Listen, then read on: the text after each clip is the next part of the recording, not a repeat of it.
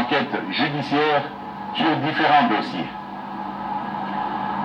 Parlant de l'amélioration des finances publiques et du climat des affaires, vous avez suggéré qu'il faut intensifier les efforts visant une meilleure cohérence fiscale et traquer tous les abus préjudiciables à l'efficacité et au climat des affaires. Mettre fin à l'impunité et renforcer la législation pénale afin que tout détournement en bande organisée de la paie des fonctionnaires, civils ou militaires, soit assimilé à un acte de haute trahison et sévèrement puni. Réduire le nombre et le volume de nos représentations diplomatiques à l'étranger et les renforcer en capacité en matière de coopération et de partenariats économiques. Réduire le train de vie des institutions politiques et interdire strictement toute augmentation de salaire en leur sein jusqu'à la réalisation intégrale du contrat social de l'innovation, dit accord de Moody, qui tarde à se matérialiser depuis sa signature en 2004.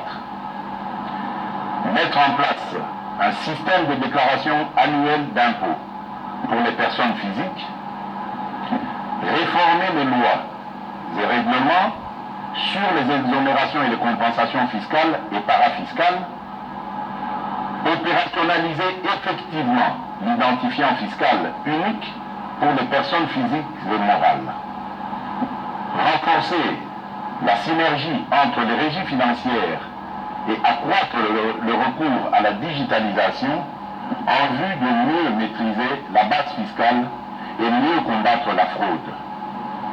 Sécuriser les contrats et les droits de propriété, en particulier en ce qui concerne les titres fonciers et immobiliers. Combattre l'évasion des primes d'assurance et instaurer un système de pénalités dissuasif. Renforcer le contrôle des structures de prix des produits de base et sanctionner toutes les formes d'abus conduisant à des hausses injustifiées des prix aux consommateurs ou un manque à gagner à l'État. Créer une véritable banque nationale de développement. Créer une banque agricole en vue de répondre aux besoins spécifiques de financement de ce secteur. Créer une banque de l'habitat en vue de promouvoir le crédit hypothécaire en République démocratique du Congo, accélérer la mise en place de dispositifs de contrôle en vue de mettre fin au coulage des recettes à nos différentes frontières, diversifier notre économie par le développement de l'agriculture et la création de zones agro-industrielles, faire émerger au budget de l'État certaines catégories de recettes, notamment les bonus réalisés par les entreprises étatiques, poursuivre la politique de stabilité du cadre macroéconomique.